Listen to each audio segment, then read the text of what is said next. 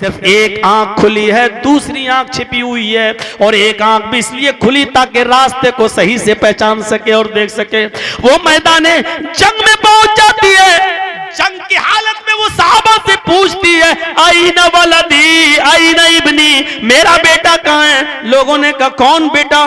कहने लगी मैं खल्लात की माँ हूँ और मेरा बेटा मैदान जंग में शहीद हो। वालेकुम वरहमतुल्लाहि वबरकातुहू।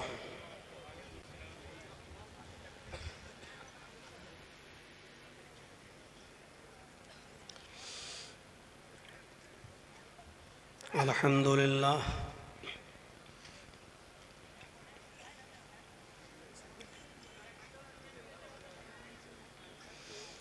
अल्हम्दुलिल्लाहि नहमदुहु व नस्तईनुहु व नस्तगफिरुहु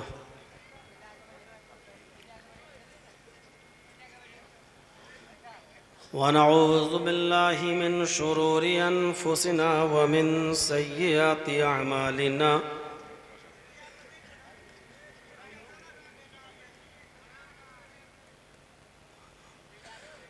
मन यहदिहिल्लाहु फला मुज़िल्ल लहु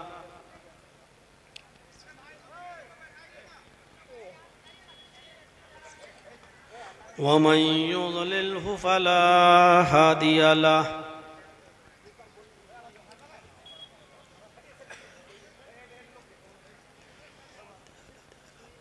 व अशहदु अन ला इलाहा इल्लल्लाहु वहदहु ला शरीका लहु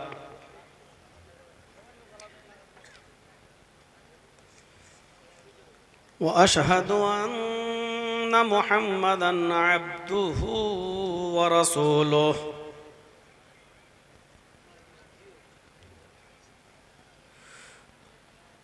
अम्मा बाद फ़इन्न खैरल हदीस किताबुल्लाह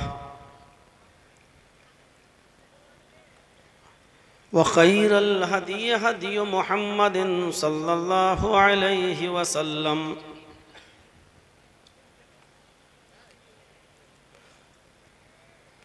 व शर्रिल उमूरि मुहदसातुहा व कुल्लु मुहदसतिन बिदअह व कुल्लु बिदअतिन ज़लालह व कुल्लु ज़लालतिन फिन्नार।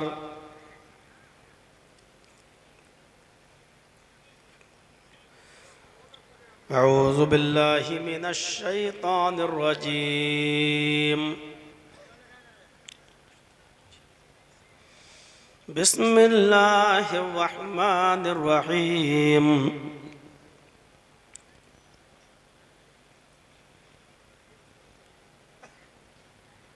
वमन यब्तगि गैरल इस्लामि दीनन फलन युक़बल मिन्हु वहुवा फिल आखिरति मिनल खासिरीन।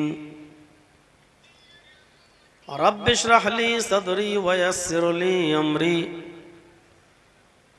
वहलुल उक़दतम मिन लिसानी यफ़क़हू क़ौली।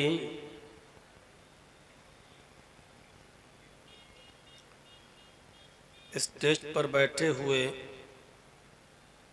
मुअज़्ज़ज़ व मुअक्कर उलमाए किराम,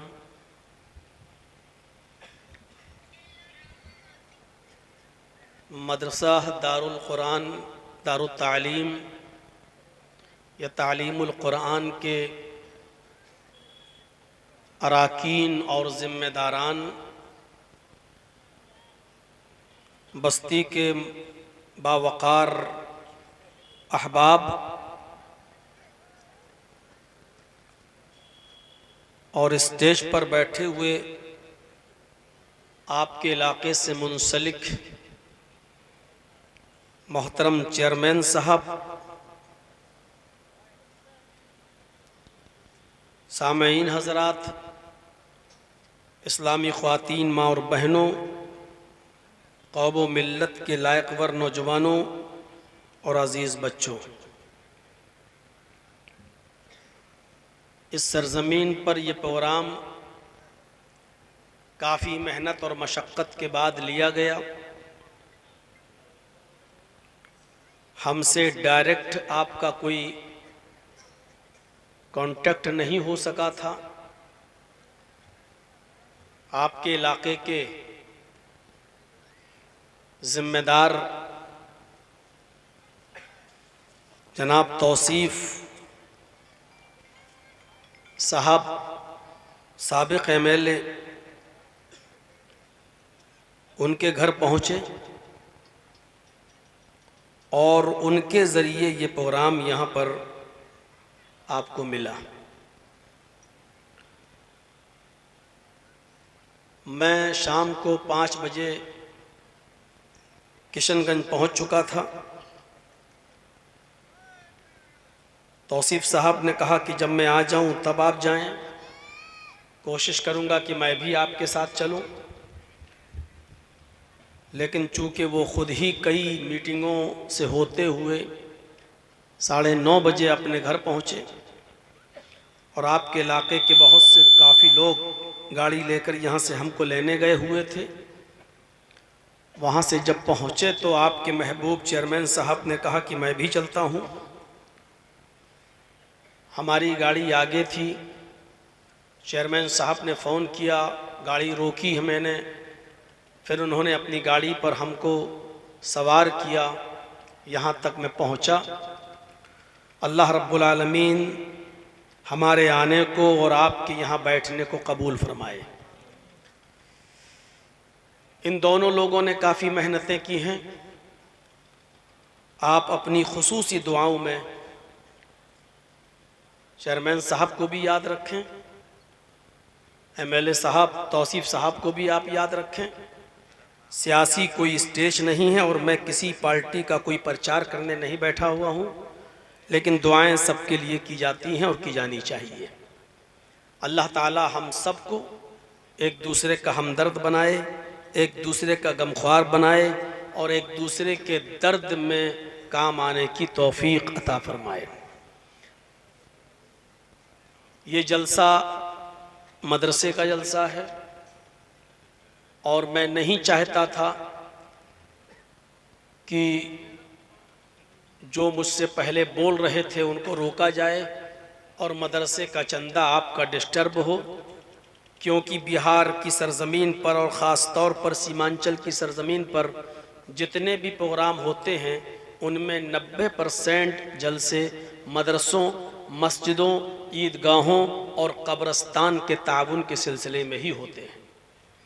मेरी गुजारिश है आपसे कि मैं अपनी तकरीर के इख्तिताम पर 15 मिनट के लिए आपके रूबरू रहूँगा, आपके सामने बैठूँगा और इस बात की उम्मीद लगा कर रखूँगा कि इस एरिए में, सीमांचल के इलाके में तकरीबन 25 साल से मैं आ रहा हूँ और अब तक आप हमको भूले नहीं हैं। जबकि अक्सर ये देखा गया है कि एक साल इस मौलाना को बुलाया, दूसरे साल आप बदल दो, दूसरे मौलाना को बुलाओ, दूसरे साल किसी को बुलाया, बदल के तीसरे मौलाना को बुलाओ, लेकिन 25 साल के अरसे में भी आपकी मोहब्बत में कोई कमी नहीं आई। उस मोहब्बत का एक नमूना मैं तकरीर के ख़त्म होने के बाद आपसे ये देखना चाहूँगा कि आप मुझसे कितना मुसाफा करने आते हैं और मेरे हाथ में इस मदरसे का कितना ताउन करते हैं। ये मैं 15 मिनट के लिए आपकी उस मोहब्बत का जज्बा मैं देखूँगा। मुझे उम्मीद है कि आप इंशाअल्लाह मुझे शर्मिंदा नहीं होने देंगे। अल्लाह रब्बुल आलमीन का इस बात पर शुक्र अदा कीजिए और उसका एहसान अदा कीजिए कि उसने हमें और आपको इस्लाम की दौलत से माला माल किया है। ये इस्लाम जो मजहब हमें और आपको मिला है, अल्लाह की तरफ से उतारा हुआ दीन ही यही है। और दुनिया में जो हम मज़ाहिब देख रहे हैं वो लोगों के बनाए हुए अपने दीन और अपने मजहब है। अल्लाह की तरफ से उतारा हुआ दीन एक ही है। और एक बात याद रखिएगा, कुदरती चीज जो होती है वो बड़ी अजीब होती है, वो सबके लिए होती है। मसलन हवा, ये सबके लिए है। मुसलमानों के लिए अलग और हिंदू भाइयों के लिए अलग, ईसाइयों के लिए अलग और यहूदी बुद्धिस्ट के लिए और सिखों के लिए और जैनियों के लिए अलग, ऐसा नहीं है। आसमान से बारिश बरसती है तो वो सबके लिए है, मुसलमानों के लिए भी है और गैर मुस्लिमों के लिए भी है। ऐसे ही सूरज की रोशनी जो मिलती है वो हम मुसलमानों को भी मिलती है, गैर मुस्लिमों को भी मिलती है। दिन का उजाला सबके लिए और रात का अंधेरा भी सबके लिए। ऐसे ही ऐशो आराम और दर्द और तकलीफ ये भी एक मखलूक है अल्लाह की, और ये भी सबके लिए है, चाहे मुसलमान हो या गैर मुस्लिम। दुख और दर्द मुसलमानों को भी पहुंचता है, गैर मुस्लिमों को भी पहुंचता है। खुशी और गम, खुशी और खूबी ये मुसलमानों को भी पहुंचती है और गैर मुस्लिमों को भी मिलती है। इसी तरीके से जैसे ये चीजें सबके लिए हैं, अल्लाह तबारक व तआला की तरफ से उतारा हुआ धर्म और उतारा हुआ दीन भी सबके लिए है, और वो एक ही है। जैसे हवा अलग अलग नहीं, बारिश अलग अलग नहीं, सूरज और चांद अलग अलग नहीं, ऐसे ही अल्लाह की तरफ से उतारा हुआ दीन, मजहब और धर्म भी एक ही है। ऐसा नहीं है कि मुसलमानों के लिए अलग हो, हिंदू भाइयों के लिए अलग हो, जैनियों के लिए अलग हो, सिखों के लिए अलग हो, ऐसा नहीं है। सबका दीन एक ही है, सबका कलमा भी एक ही है। कुल या अहलल किताबि तालौ इला कलिमतिन सवाइम बैनना व बैनकुम अल्ला नअबुदा इल्लल्लाह। आए मोहम्मद सल्लल्लाहु अलैहि वसल्लम, आप अनाउंसमेंट कर दीजिए, आप ऐलान कर दीजिए, आप दुनिया वालों को बता दीजिए, उन लोगों को बता दीजिए जिनको आसमानी किताबें दी गई हैं, जिनको किताब जिनके ऊपर उतारी गई है। आए अहले किताब, आए यहूदियों, आए ईसाइयों, आए अहले किताब, आए वो लोगों जिनको आसमानी किताबें दी गई हैं। तालौ इला कलिमतिन सवाइम बैनना व बैनकुम, आओ एक ऐसे कलमे की तरफ जो हमारे और तुम्हारे दरमियान बराबर है। अल्लाह ने सबको दावत दी, आओ एक ऐसे कलमे की तरफ। ये नहीं कहा या अय्युहल्लज़ीना आमनू तालौ इला कलिमतिन, आए मोमिनो, आए मुसलमानों, आओ एक कलमे की तरफ। ये नहीं कहा, अल्लाह ने मोमिनों से नहीं कहा, मुसलमानों से नहीं कहा, बल्कि या अहलल किताबी, आए अहले किताब, आए किताब वालों, आए यहूदियों, आए ईसाइयों, आओ एक ऐसे कलमे की तरफ जो हमारे और तुम्हारे दरमियान बराबर है। और वो कलमा क्या है? अल्लाह नअबुदा इल्लल्लाह, हम एक अल्लाह के अलावा किसी की इबादत नहीं करेंगे, उसी को अपना माबूद मानेंगे। वो कौन सा कलमा है जिसमें सिर्फ एक अल्लाह को माबूद माना गया है और ऐलान किया गया है? वो कलमा है ला इलाहा इल्लल्लाह, अल्लाह के अलावा कोई माबूद नहीं। ये कलमा मुसलमानों का ही नहीं है। इस दुनिया में जब नूह अलैहिस्सलातु वस्सलाम आए तब भी कलमा पढ़ा जाता था, ला इलाहा इल्लल्लाह, नूह रसूलुल्लाह। मूसा अलैहिस्सलाम इस दुनिया में आए तो कलमा पढ़ा जाता था, ला इलाहा इल्लल्लाह, मूसा रसूलुल्लाह। और जब ईसा अलैहिस्सलाम इस दुनिया में आए तो कलमा पढ़ा जाता था, ला इलाहा इल्लल्लाह, ईसा रसूलुल्लाह। और जब मोहम्मद रसूलुल्लाह इस दुनिया में आए तो कलमा पढ़ा जाता है, ला इलाहा इल्लल्लाह मुहम्मदुर रसूलुल्लाह। ये कलमा बदला नहीं गया। नबी के हिसाब से उस दौर के नबी का नाम दूसरे जुमले में लिया गया, लेकिन ला इलाहा इल्लल्लाह कभी नहीं बदला गया।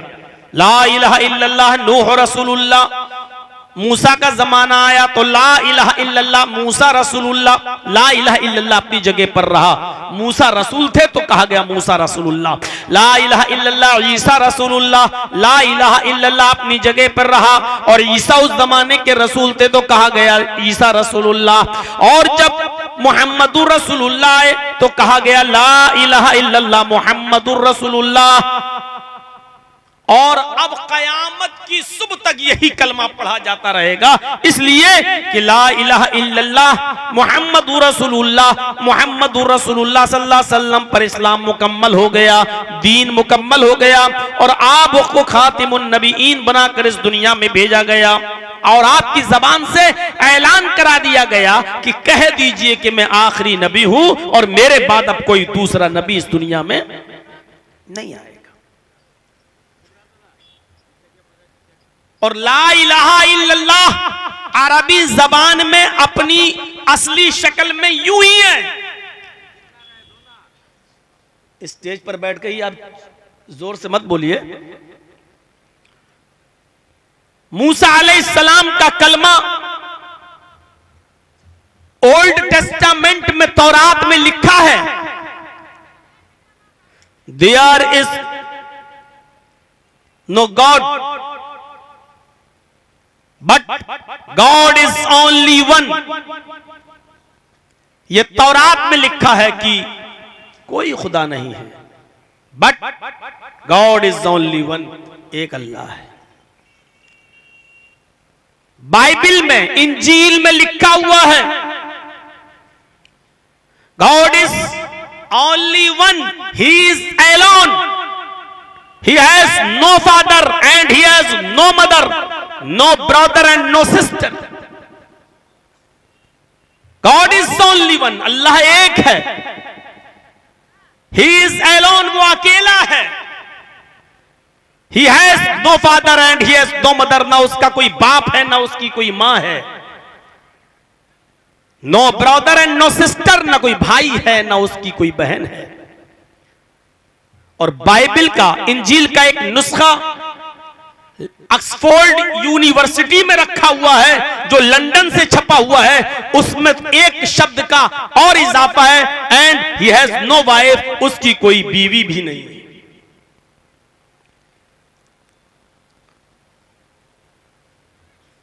कुल हु अल्लाहु अहद, आए मोहम्मद सल्लल्लाहु अलैहि वसल्लम आप ऐलान कर दीजिए, कह दीजिए हु अल्लाहु अहद, वो अल्लाह एक है, अल्लाहु समद, वो बेनियाज है,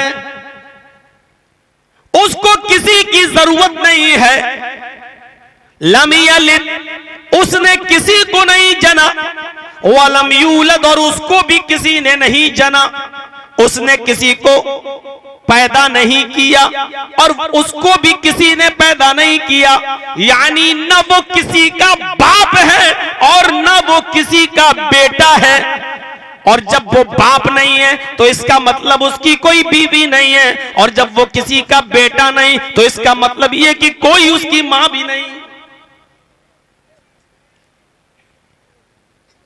तौहीद की असास और तौहीद की जान है कुरान की ये सूरत, सूरह इखलास।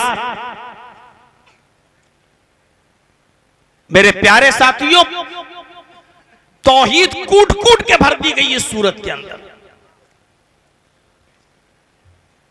और यही चीज चेंजिंग के साथ अगर लैंग्वेज की भाषाओं का अगर देखा जाए तो हम हिंदू धर्म के अंदर भी इसी से मिलती जुलती चीजें पढ़ेंगे। एकम ब्रह्मादित्य नास्ते नास्ते किंचन, इस ब्रह्मांड का रचयिता और रचनाकार एक ही है। एकम ब्रह्मा द्वितीय नास्ते नास्ते किंचन, दूसरा नहीं है। इस दुनिया का बनाने वाला एक ही है, दूसरा नहीं है। नेह नाना, जरा सा भी नहीं, हरगिज नहीं, थोड़ा सा भी नहीं, किंचन, जरा सा भी नहीं है। इस दुनिया का बनाने वाला एक ही है, दूसरा नहीं, बिल्कुल नहीं, कतई नहीं, हरगिज नहीं, जरा सा भी नहीं। यचित्तियो यो पिम्मिम्मा नस्तस्मा देवी शोरीरिशा, जो कुछ भी मांगना हो उसी से मांगो। यचित्तियो यो पिम्मिम्मा, जो लोग संस्कृत व्याकरण जानते होंगे, पढ़े होंगे, उनको मालूम होगा कि यो संस्कृत में दूर के लिए आता है, जैसे अरबी में जालिका या हुआ, इसमें इशारा बईद के लिए आता है। जालिका वो दूर के लिए, इसमें इशारा बईद दूर के लिए, संस्कृत में यो दूर के लिए आता है। यचित्तियो मांगो उससे, दूर के लिए मांगो उससे, और फिर एक बार यो, यचित्तियो यो, मांगो उससे, वही है पिम्मिम्मा, देने वाला, झोलियां भरने वाला, नवाजने वाला। यचित्तियो यो पिम्मिम्मा, उसी से मांगो उससे, वही है देने वाला, झोली भरने वाला, तुम्हारे दामन को आबाद करने वाला वही है। नस्तस माँ देवी शोरी ऋषा, उसके अलावा कोई देवी देवता नहीं है जो तुम्हें कुछ भी दे सके, उसके अलावा कोई भी देवी देवता ऐसा नहीं जो तुम्हें कुछ भी दे सके।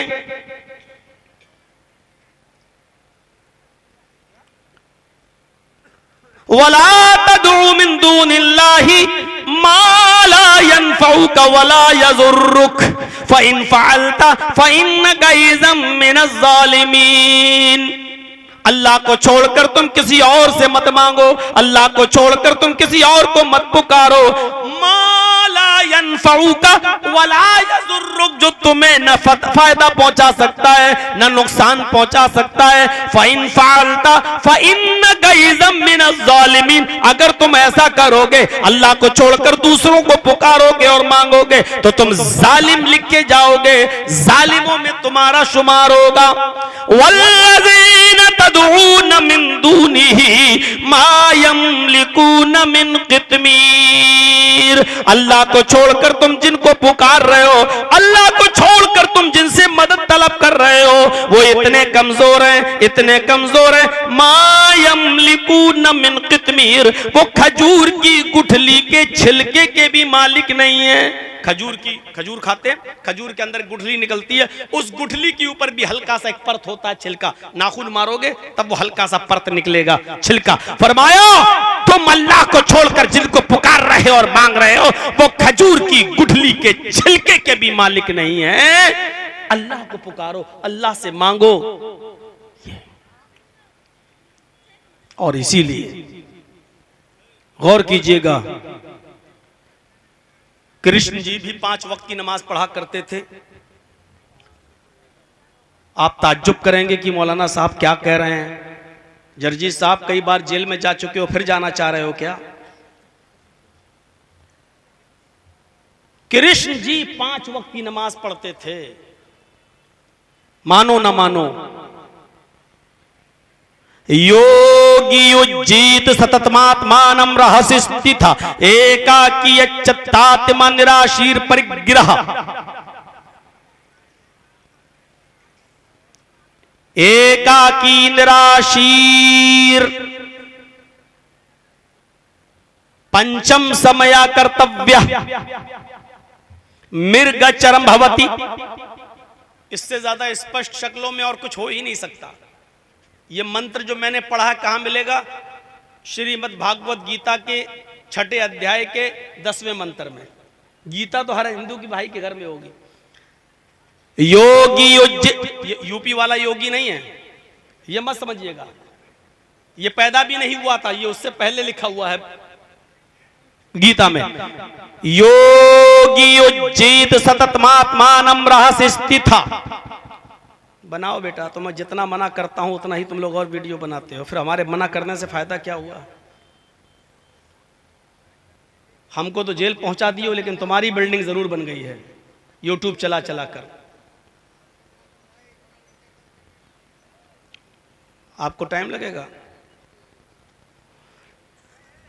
देखो अभी भी सुन रहा, फिर भी वाह रे बेटा। योगी उज्जीत सततमात्मानं रहस्य स्थिता। हाय कृष्ण जी अर्जुन से कह रहे हैं, जरा इधर देखिएगा। कृष्ण जी अर्जुन से कह रहे हैं, हाय अर्जुन, जब ईश्वर की पूजा करो तो ऐसे करो कि पूरे शरीर का योग हो जाए। योग बाबा रामदेव वाला भी नहीं, पूरे शरीर का योग। किसी भी हिंदू भाई को पूजा करते हुए देख लो, पूरे शरीर का योग नहीं करता है। वो क्या करता है?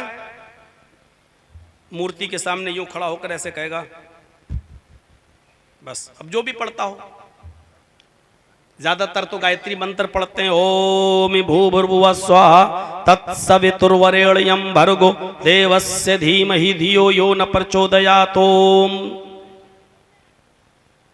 अब इतना बहुत से पंडितों को गायत्री मंत्र याद भी नहीं है, बहुत से हिंदू भाइयों को याद नहीं, तो ऐसे। अब आप देखिए, पूरे शरीर का योग नहीं है, पूरे शरीर का योग सिर्फ नमाज में होता है। और कृष्ण जी अर्जुन से कह रहे हैं, अर्जुन पूरे शरीर का योग हो जाए। मैंने कहा ना, ईश्वरीय धर्म एक है, दूसरा है ही नहीं। वो कौन सा है?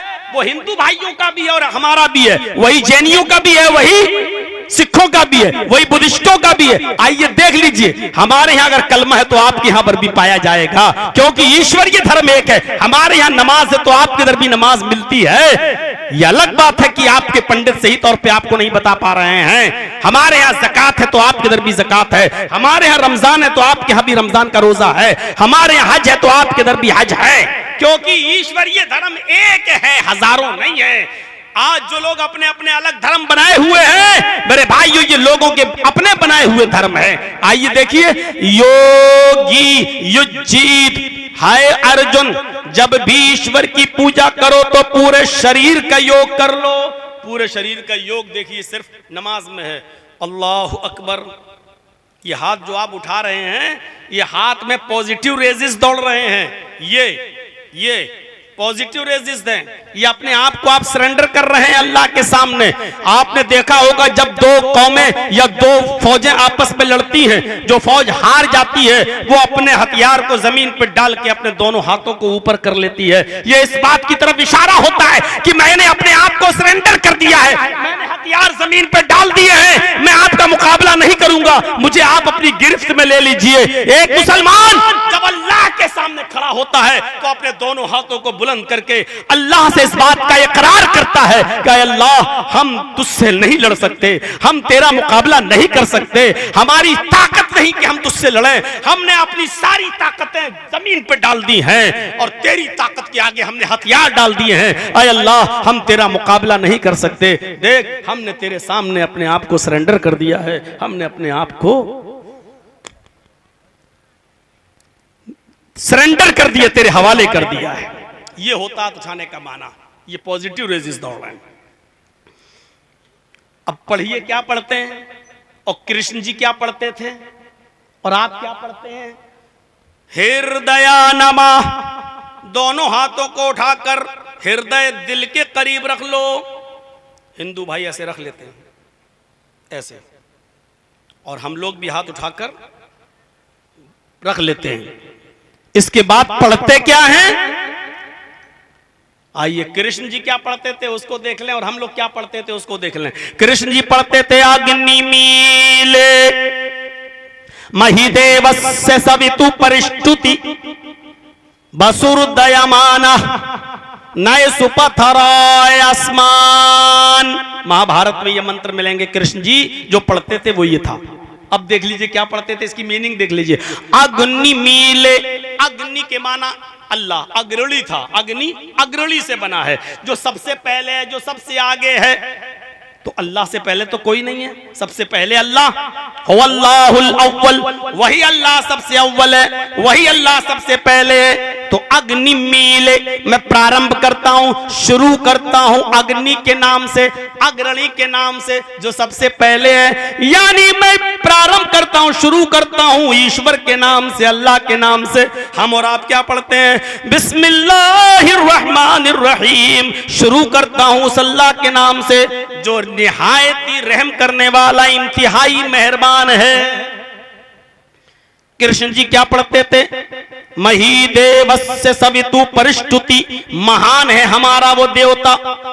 महीदेवस्य सवितु परिष्टुति, महान है हमारा वो देवता जिसके लिए सारी की सारी प्रशंसा है। मही महान है, देवस्य हमारा देवता, सवितु सारी की सारी, परिष्टुति जिसके लिए प्रशंसाएं हैं। हमारे उस देवता जो महान है उसी के लिए सारी प्रशंसा और सारी तारीफ उसी के लिए है। हम और आप क्या पढ़ते हैं, अल्हम्दुलिल्लाहि रब्बिल आलमीन, तमाम तारीफें उस अल्लाह के लिए जो रब्बुल आलमीन है, जो परवरिश करने वाला, सारे जहान को खिलाने पिलाने वाला है, जो दोनों जहान का रब है। टेली करिए, बस मिलाते जाइए। बसूरु दयामाना, कृष्ण जी क्या पढ़ते थे? बसूरु दयामाना, बड़ा दयालु है, बड़ा कृपालु है। हम और आप क्या पढ़ते हैं? और रहमान रहीम, बड़ा ही मेहरबान इंतहाई रहम करने वाला है। कृष्ण जी क्या पढ़ते थे? नए सुपथराय आसमान, नए नाव को पार लगाने वाले, संस्कृत में इसको क्या कहेंगे? नए आए, कश्ती पार लगाने वाले, नाव पार लगाने वाले, यानी आए मुसीबतों को दूर करने वाले, नए आए नाव पार लगाने वाले, यानी आए अल्लाह। सुपथा, सु मानी सुंदर, पथ मानी रास्ता, राय हमारे फायदे के लिए आसमान उसी पर चला।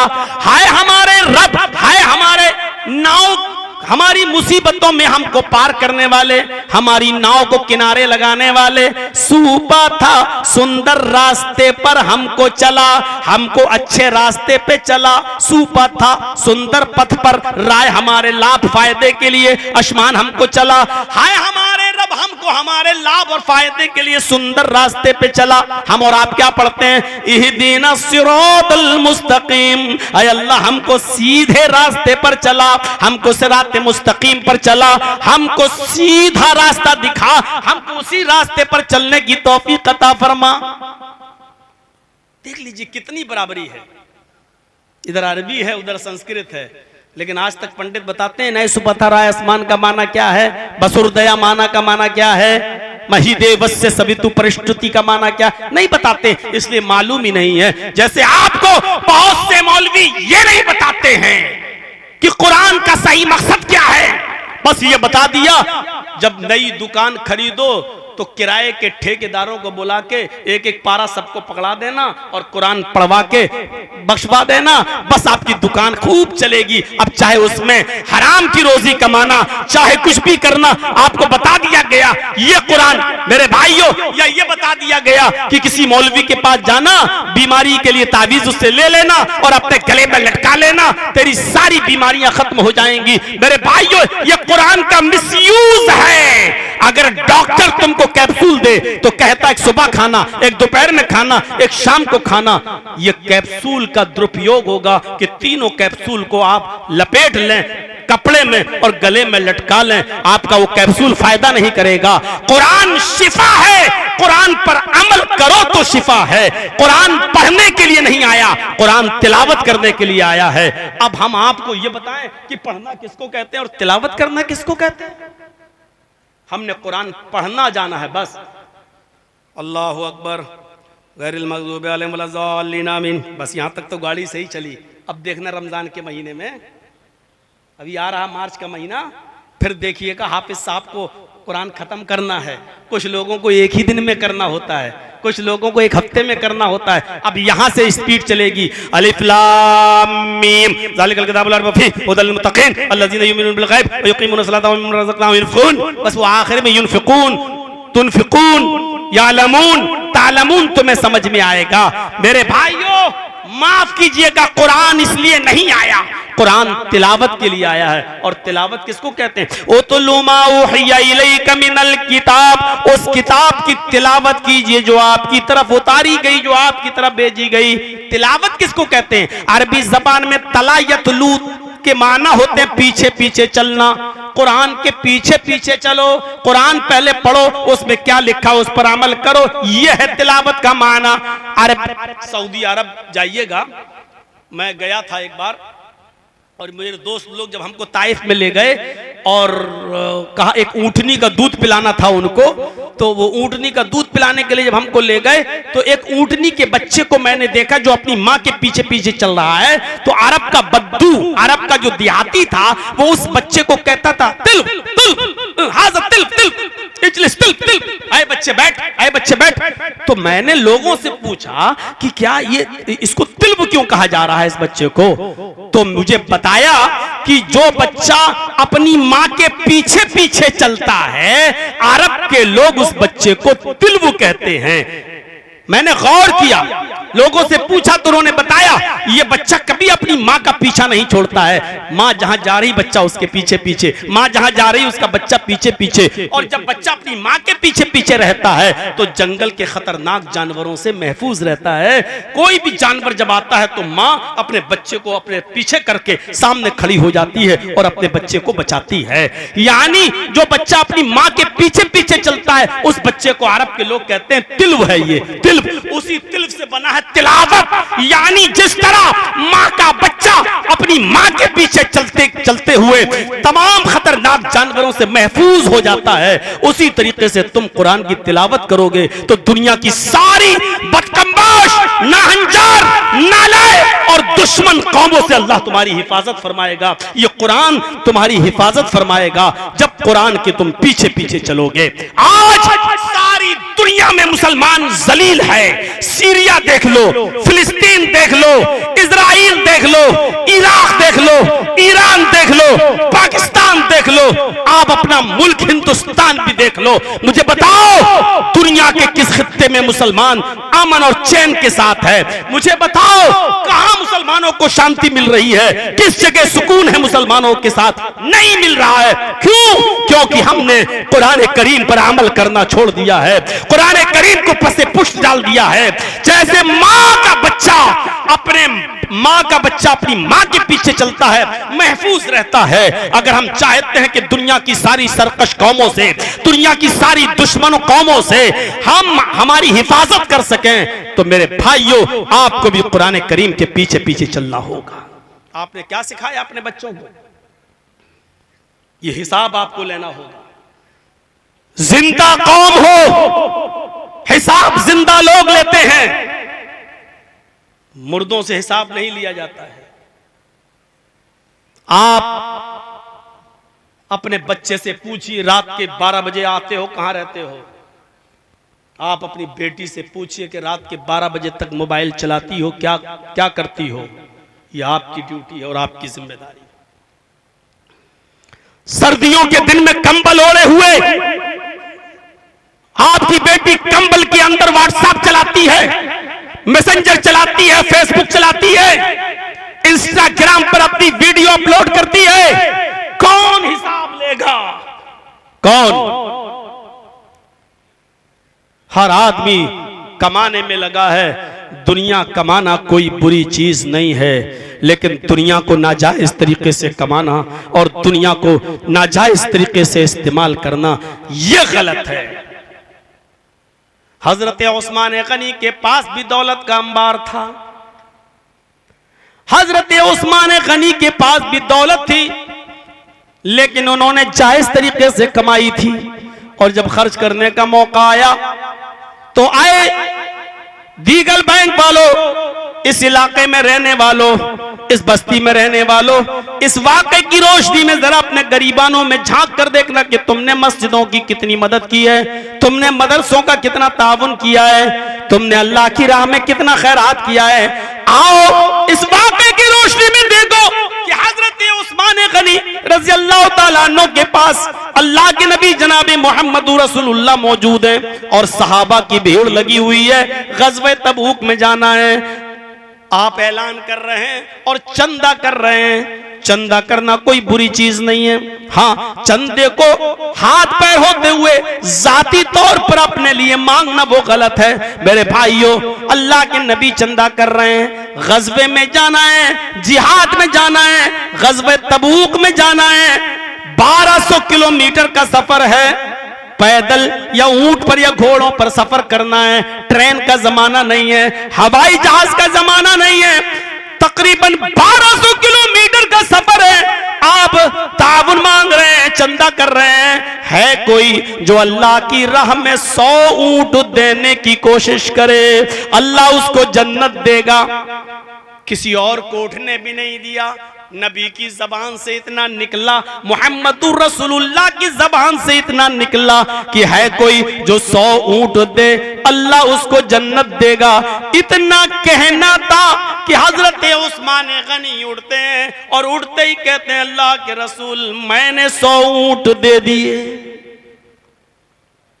चूंकि 100 ऊंट से काम बन नहीं रहा था, आपने 100 ले लिए। कहा अल्लाह उस्मान को तू जन्नत अता फरमा। उसके बाद फरमाया उस्मान ने 100 ऊंट दे दिए। कोई और है जो 100 ऊंट दे दे? है कोई जो 100 ऊंट दे उस्मान के अलावा? उस्मान गनी फिर उड़ते हैं, अय अल्लाह के नबी और जरूरत है तो 100 और दे रहा हूं। हजरत उस्मान 200 दे चुके हैं। फिर अल्लाह के नबी ने कहा लोगों उस्मान ने 200 दे दिए, अब उस्मान से नहीं कह रहा हूं, अब उस्मान के अलावा तुम लोगों को कह रहा हूं, है कोई जो 100 ऊंट और दे? फिर उस्मान उठे, कहा अल्लाह के नबी आपको और जरूरत थी तो पहले क्यों नहीं बताया? मैं 100 और दे रहा हूं। अल्लाह के नबी कहते हैं उस्मान तुम 300 दे चुके हो, अब तुम मत देना, अब तुमसे नहीं बोल रहा हूं, है कोई उस्मान के अलावा 100 और दे? चौथी बार भी उस्मान उठे और एक एक करके क्या गिनाए, आखिरी जुमला ही बोल देता हूं कि 7 मर्तबा अल्लाह के नबी सल्लल्लाहु अलैहि वसल्लम ने ऐलान किया और 7 बार हजरत उस्मान उठे। कितने ऊंट दे दिए? 700। अल्लाह के रसूल ने कहा रुक जाना बेहतर है, वरना जितनी बार उठूंगा कहूंगा उस्मान ही उठेंगे, किसी पर इतना बोझ डालना ठीक नहीं है। 700 ऊंट उस्मान ने दे दिए। अभी आप अपनी जगह से हटे भी नहीं थे कि फौरन खड़े हो गए और कहने लगे आई ना उस्मान, उस्मान कहां है? लब्बैक व सअदैक या रसूल अल्लाह, मैं यहां हूं अल्लाह के नबी। फरमाया उस्मान 700 ऊंट तुमने अल्लाह की राह में दिए। अल्लाह इतना खुश हुआ, अल्लाह इतना खुश हुआ कि अभी जिब्रील को भेजा मेरे पास और जिब्रील ने कहा कि उस्मान को खुशखबरी सुना दो। बुखारी की रिवायत, उस्मान को खुशखबरी दे दो, उस्मान को बता दो। अल्लाह ने फरमाया मा जर्रा उस्मान, मा जर्रा उस्मान, मा जर्रा उस्मान, मा अमिला बादल यौम कत्तो। आए मोहम्मद सल्लल्लाहु अलैहि वसल्लम उस्मान से कह दो कि आज के बाद उस्मान एक भी नेक काम न करे फिर भी अल्लाह उसको जन्नत देकर रहेगा। आज के बाद एक भी नेक काम न करे फिर भी अल्लाह उसको जन्नत देकर रहेगा। ये था जज्बा। पैसा कमाना कोई बुरी चीज नहीं है, पैसा कमाओ, जायज तरीके से कमाओ और जायज तरीके पर खर्च करो।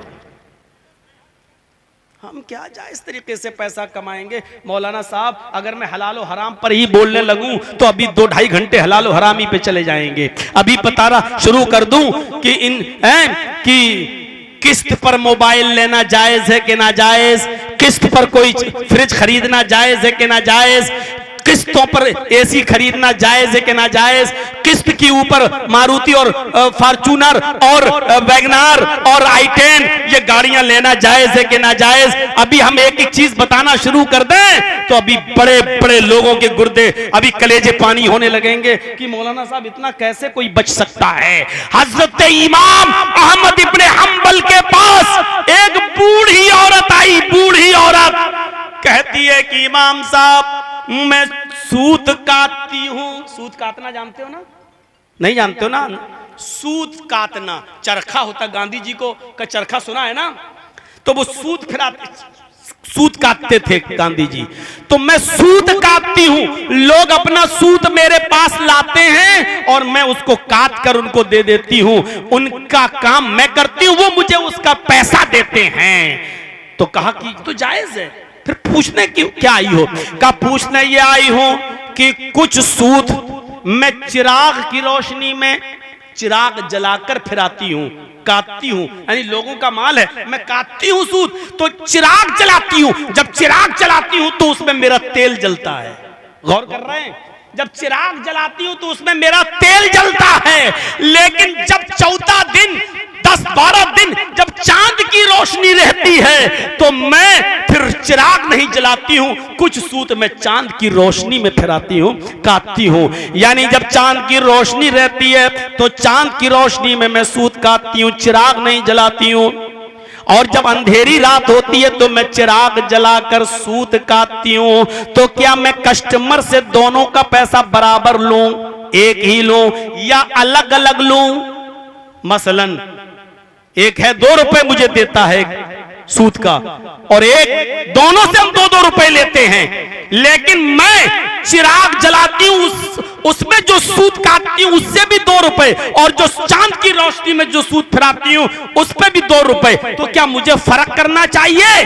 हजरत इमाम अहमद इब्न हंबल कहते हैं कि जब तुम चांद की रोशनी में सूद काटती हो उसमें तुम्हारा चिराग नहीं जलता है, तेल खर्च नहीं होता है, उससे तुम्हें कुछ कम पैसे लेना चाहिए, और चांद और अपने चिराग की रोशनी में जो सूद काटती हो उसके पैसे कुछ ज्यादा लेना चाहिए। तुम्हें इन दोनों की कीमतों में फर्क करना चाहिए, क्योंकि कभी तुम्हारा तेल जलता और कभी नहीं जलता।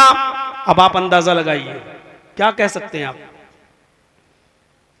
अभी 1-2 जलसों में गए हम, तो वहां यह हुआ कि बाहर से आने वाले लोगों के लिए लोग खाना बनाते हैं और 100 रुपए प्लेट रखते हैं कि 100 रुपए में भरपेट खाना खाइए, और टोकन दे देते हैं और खाना खाते हैं। फिर एक जलसे में मैंने रात के 2 बजे ऐलान सुना, वो ऐलान कर रहा है कि साहब खाना काफी बच गया है, लिहाजा वो उसकी कीमत 60 रुपए कर दी गई है, लिहाजा 60 रुपए में आप भरपेट खाना खा सकते हो। ऐसे लोग और जलसा कमेटी वाले जरा सोचें और गौर करें कि गोश्त वही, सालन वही, किसी को आपने 100 रुपए में भरपेट खाना खिलाया है, और जब देखा कहीं बर्बाद ना हो जाए फिकने से, तो आपने उसकी कीमत घटा के 60 रुपए और 50 रुपए कर दी।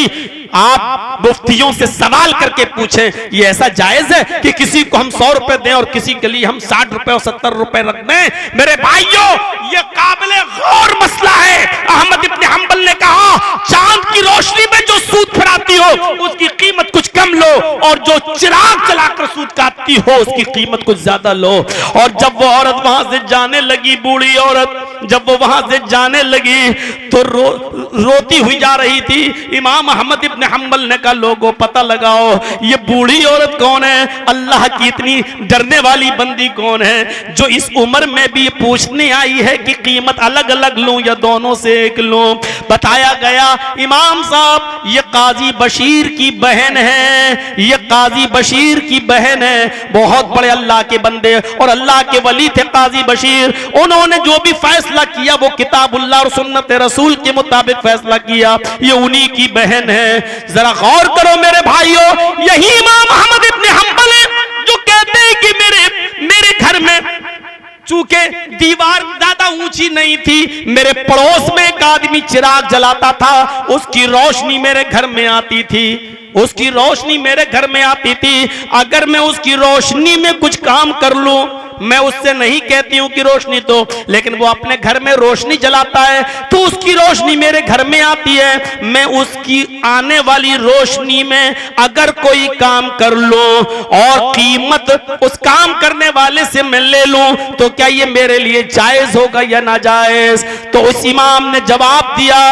क्या कहा मेरी बहन, बेहतर होगा कि तुम उस घर वाले से इजाजत ले लो कि तुम्हारे घर की रोशनी मेरे घर में आती है, अपने आप आती है, क्या मैं इस रोशनी में अगर काम करके मेहनत करके कुछ मजदूरी हासिल कर लो, जायज है मेरे लिए कि नहीं? अगर वो इजाजत देता है तो ठीक, और अगर इजाजत नहीं देता तो तुम्हारे लिए उसकी कमाई हराम होगी, जबकि वो अपने से आ रही है। ऐसे ही जो कुर्बानी करते हो ना, कुर्बानी के बकरे लाते हो, गाय भैंसे, और जो पाल लिया कुर्बानी की नियत से, अब वो आपके घर में है, ठीक है, खोल दिया, वो दूसरे के खेत में चली गई, और दूसरे के खेत में जाने के बाद उसने थोड़ी सी घास या चारा खा लिया। अब आप उस जानवर को कुर्बानी दे सकते हैं या नहीं दे सकते हैं? मेरे भाइयों, इसका सही मसला यही है कि जब तक आप उस खेत वाले को जितना आपके जानवर ने चारा खाया है इसकी कीमत न दे दें, या वो खेत वाला आपके जानवर को खाने के बाद खुद ही माफ न कर दे, चलो कुर्बानी का जानवर है कोई बात नहीं, खा गया तो कोई बात नहीं, जब तक वो खुद माफ न कर दे या आप उसकी कीमत न दे दें तब तक उस कुर्बानी के जानवर की कुर्बानी जायज नहीं होगी। और आपने माफी तलाफी से पहले या कीमत से पहले अगर आपने उसकी कुर्बानी कर ली तो आपकी कुर्बानी कबूल नहीं होगी। मेरे भाइयों, ये मसलों को याद रखो, जब जानवरों के साथ ये मामला है कि जानवर की कुर्बानी आप दे रहे हैं और आपने नहीं खाया चारा, चारा आपके जानवर ने खाया आया, चूंकि कुर्बानी के जानवर को आप कुर्बानी के लिए ले चुके थे, इसलिए खिलाने पिलाने की जिम्मेदारी आपकी थी। अगर वो दूसरे के खेत में जा रहा है तो या तो उसको उसकी मजदूरी दो, उसकी कीमत दो, या उससे माफी तलाफी करो और कहो भाई अचानक चला आया, या तो आप माफ कर दो या उसकी कीमत ले लो। उसके बगैर जायज नहीं है। अब आप अंदाजा लगाओ, जब जानवर के साथ ये मामला है तो किस्तों पर लेन देन कैसा होगा। कहीं तो मजबूरी है, कहीं तो मजबूरी है। मसलन अभी मैं 25 लाख की कोई गाड़ी ले लूं और कैश दूं तो अभी हमको लंबा चौड़ा इनकम टैक्स भरना पड़ेगा। तो यहां एक मजबूरी है हमारे सामने, क्योंकि हम नहीं ले सकते हैं और ले रहे हैं तो हमें गवर्नमेंट को दिखाना पड़ रहा है और हमारे ऊपर जुल्म और ज्यादती हो रही है और ईडी की नजर में हम आ रहे हैं। तो यहां पर आपको इजाजत है कि जब मजबूरी में कहीं आप फंस जाएं तो ऐसी शक्ल में आप दे तो सकते हैं, लेकिन लेना फिर भी जायज नहीं होगा। लेना फिर भी जायज नहीं होगा, ये मजबूरी आ जाती है। लेकिन मोबाइल लेना, फ्रिज लेना, इसमें कोई मजबूरी की बात नहीं है। मेरे प्यारे साथियों, गौर कीजिएगा हम क्या कर रहे हैं, क्या नहीं कर रहे हैं। हर एक चीज पर हमारी और आपकी नजर होनी चाहिए। हमारे बच्चे क्या कर रहे हैं, हर एक चीज पर हमारी नजर होनी चाहिए। हमारी बेटियां क्या कर रही हैं, हर एक चीज पर हमारी नजर होनी चाहिए।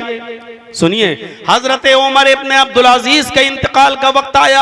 इतने बड़े खलीफा थे उमर इब्ने अब्दुल अजीज। उमर इब्ने अब्दुल अजीज के जब इंतकाल का वक्त आया, उनके बिल्कुल मरने का वक्त जब करीब आया, तो किसी ने कहा, खलीफा आए अमीरुल मोमिनीन, आपने अपने बच्चों के लिए कुछ नहीं छोड़ा। जरा एक नजर देखिएगा, अमीरुल मोमिनीन कोई मामूली अमीर नहीं है। उंदुलुस इनके कब्जे में, शाम इनके कब्जे में, फिलिस्तीन इनके कब्जे में, समझ रहे हैं आप, आजरबाईजान इनके कब्जे में, ईरान, आप अंदाजा लगाइए, लबनान, सीरिया, दमिश्क, सब इनके कब्जे में। इतना बड़ा इलाका और इतने बड़े इलाके के प्रेसिडेंट हैं, इतने बड़े इलाके के। इंतकाल का वक्त आया तो औलाद के लिए क्या छोड़ा। कहने वाला कह रहा, अमीरुल मोमिनीन आपने अपनी औलाद के लिए कुछ नहीं छोड़ा। कहने लगे, ठीक है, मैंने अपनी औलाद को अल्लाह के हवाले छोड़ा। फिर अपने बच्चों को बुलाया। बच्चे कितने थे? 14, सब नाबालिग। नाबालिग समझ रहे हैं ना, नाबालिग, एक भी लड़की नहीं, सब लड़के, 14 बच्चे, सब बैठे, सब नाबालिग। उमर इब्ने अब्दुल अजीज अपनी बीमारी को देखते हैं, फिर अपने उन छोटे छोटे 14 नाबालिग बच्चों पर नजर डालते हैं। उमर इब्ने अब्दुल अजीज की आंखों में आंसू आ जाते हैं, क्योंकि आदमी को एहसास हो जाता है कि अब इस बीमारी में हम बचेंगे कि नहीं बचेंगे, हम बचेंगे कि नहीं बचेंगे। उमर इब्ने अब्दुल अजीज को एहसास हो गया कि अब हम इस बीमारी में नहीं बचेंगे, 2-3 दिन के मेहमान हैं। अपने बच्चों को देखकर रोने लगे। फिर कहने लगे, आए मेरे बच्चों, मेरे कलम में इतनी ताकत है, जरा सुनिए, आए मेरे बच्चों, मेरे कलम में इतनी ताकत है कि मैं चाहूं तो कलम से दस्तखत करके बैतुल माल का बहुत सा माल निकाल लूं और तुम्हारे लिए छोड़ दूं, लेकिन ऐसा कर दूंगा तो अपनी कब्र को खराब कर लूंगा, ऐसा कर लूंगा तो अपनी आखिरत को खराब कर लूंगा। इसलिए मैंने रात के अंधेरे में सोचा कि मैं अपनी औलाद के लिए क्या करूं। आए मेरे बच्चों, मेरे दिमाग ने, मेरे दिल ने यही कहा कि आए उमर इब्ने अब्दुल अजीज, अपने बच्चों को अल्लाह के सुपुर्द कर दो। मेरे बच्चों, मुझे नहीं मालूम कि मेरे इंतकाल के बाद तुम्हारा क्या होगा। आए मेरे बच्चों, मैंने तुम सबको अल्लाह के सुपुर्द कर दिया। आपके 2 बच्चे, शादी की फिक्र सताती है, आपकी 1 बेटी, आपको शादी की फिक्र सताती है, 14 बच्चे नाबालिग। 2-3 दिन के बाद उमर इब्ने अब्दुल अजीज का इंतकाल हो जाता है। अब जो बात बताने की है वो मैं बतला रहा हूं, जरा सुनिएगा। उमर इब्ने अब्दुल अजीज का इंतकाल होता है जब उनका तरका तकसीम होता है। मरने के बाद बाप का तरका मरने के बाद ही तो तकसीम होगा, मरने के बाद ही तो वरासत तकसीम होती है। जब बाप का तरका, उमर इब्ने अब्दुल अजीज का तरका जब तकसीम किया गया तो आप ताज्जुब करेंगे, हर एक बेटे के हिस्से में कितना आया? हर एक बेटे के हिस्से में कितना आया सुनेंगे तो ताज्जुब करेंगे। 14 बच्चे और हर एक बच्चे के हिस्से में 18 दिरहम आए। बस ये छोड़ा था। और 18 दिरहम भी सुन लो, उस जमाने का एक दिरहम हमारे यहाँ कितने में चलता था मालूम? एक दिरहम 54 में। अब तो 54 भी बंद हो गई है, अब तो 54 दिखाई भी नहीं देती। 4 दिरहम का 1 रुपया, 1 दिरहम 54 के बराबर। अब जोड़ लीजिए 18 दिरहम कितने रुपए बने हमारे? 4 दिरहम का 1 रुपया, 16 दिरहम के 4 रुपए, 4 चौक 16, और बचे 2 दिरहम तो उसका 50 पैसा। यानी एक बच्चे के हिस्से में 4.5 रुपए, 4 रुपया 50 पैसा एक बच्चे के हिस्से में आया। बताइए क्या छोड़कर गए थे? तब जाकर इस्लाम की लज्जत मिली है। चले आए, टोपी लगाकर बैठे हैं। मौलाना जर्जीस से पहले सब बाहर टहल रहे थे, जर्जीस साहब आए तो सब चले आए पिंडाल में। लग रहा है जैसे इससे पहले जो तकरीरें हो रही थी वो लैला मजनू की कहानियां सुना रहे थे, और जर्जीस साहब आए। अब आप चले आए और पिंडाल भर गया। मेरे भाइयों, सही इस्लाम की शनाख्त देखना है तो आपको बता दूं कितने लोग हैं यहां पर। जहां तक मेरी नजर जा रही है पब्लिक ही पब्लिक दिखाई दे रही है। अब आपको ईमानदारी के साथ बता दूं, इस जलसे का कितना असर हुआ है, इस प्रोग्राम का कितना असर हुआ है, यह देखना है अगर आपको, तो अपने गांवों की मस्जिद में सुबह नमाज पढ़ने के लिए चले जाइएगा। आपकी मस्जिदें बता देंगी इस जलसे का कितना असर हुआ है आपके ऊपर। जाइए, पहचान बता दीजिए, जलसा कामयाब है कि नाकाम?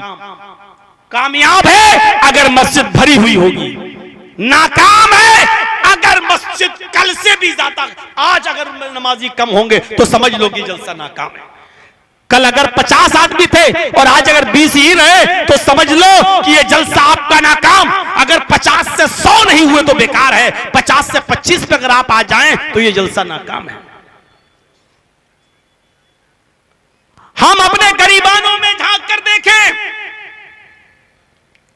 अपनी औलाद की फिक्र हुआ करती थी। एक दिल चाहता कि एक दिलचस्प वाकया सुना दूं आपको। हजरत यूसुफ अलैहिस्सलातु वस्सलाम छोटे से थे ना, उनके भाई उनको ले गए और झूठ बोलकर अपने बाप से, याकूब अलैहिस्सलाम से, और ले जाकर क्या किया, चूंकि वाकया लंबा है इसलिए हम उसको शॉर्ट कर रहे हैं। ले गए और कहां फेंक दिया? एक वीरान कुएं में उनको फेंक दिया और उनकी कमीज उतार ली, एक बकरी को काट के ज़िबा करके बकरी का खून उस कुर्ते में लगाकर आ गए अपने बाप के सामने और रोते हुए आए और कहने लगे क्या है मेरे अब्बू जान, इन्ना ज़हबना नस्तबिकु, आए हमारे अब्बू जान हम खेल कूद में लग गए, हम भाग दौड़ में लग गए और यूसुफ अलैहिस्सलाम को हमने अपने सामान के पास बिठा दिया था। आए हमारे अब्बू जान, यूसुफ को भेड़िया खा गया, फ़अकलहु ज़िब, यूसुफ को भेड़िया खा गया। बीच की सारी चीजें हम हज़फ कर रहे हैं। इधर एक काफिला आया, यूसुफ अलैहिस्सलातु वस्सलाम झांक कर देखता, उसको निकालना था पानी, लेकिन उसने झांक कर देखा तो कहता है या हाज़ा बुशरा, बुशरा यानी खुशखबरी हो तुम्हें, ये गुलाम यहाँ है, एक बच्चा इस कुएं के अंदर पड़ा हुआ है। अरे लोगों तुम्हें खुशखबरी हो, एक बच्चा है यहाँ। जल्दी से उस बच्चे को निकाला गया और उसको मिस्र के बाजार में बेचा गया। जानते हो कितने रुपए में बेचा है यूसुफ अलैहिस्सलाम को? कुरान कहता व शराउहु बिथमनिन बख्सिन दराहिमा, चंद सिक्कों में बेच दिया। खूबसूरती की क्या वैल्यू थी?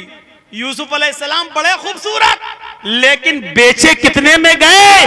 व शराउहु बिथमनिन बख्सिन दराहिमा मअदूदा, चंद टकों में, चंद सिक्कों में बेच दिए गए।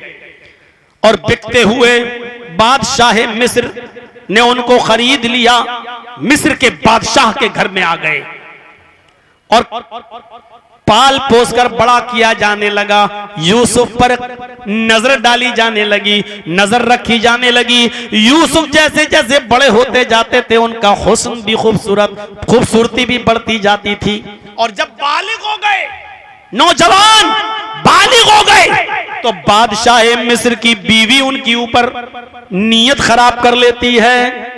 बादशाह मिस्र की बीवी ने उनके ऊपर नीयत खराब कर ली, उनको अपने झांसे में लेने लगी।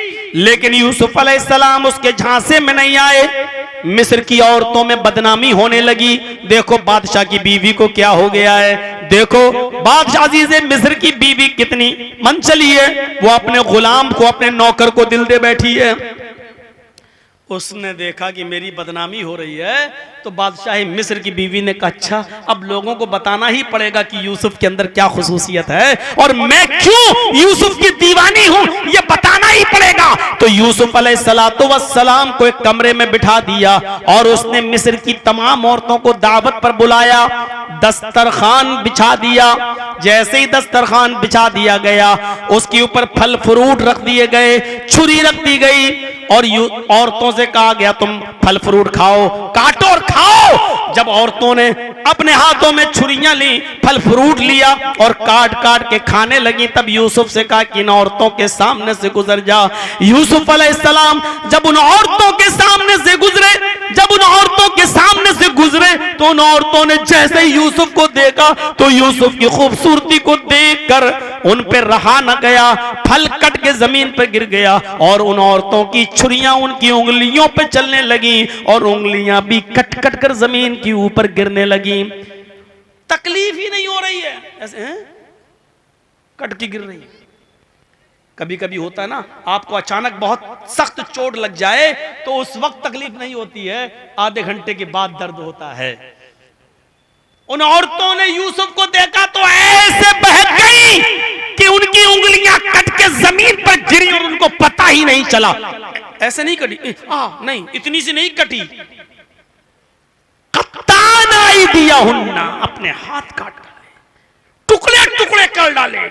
अल्फाज की ज्यादती माना की ज्यादती पर दलालत करती है। अरबी जबान में कता यक्ताओं के माना होते काटना और कत्ता युकत्ते तख्ती के माना होते टुकड़े टुकड़े करना। उसने अपने हाथों के टुकड़े टुकड़े कर डाले औरतों ने। कहती है माहाजा बशरा, ये इंसान है ही नहीं, इल्ला मलकुन करीम, ये तो फरिश्ता नजर आता है।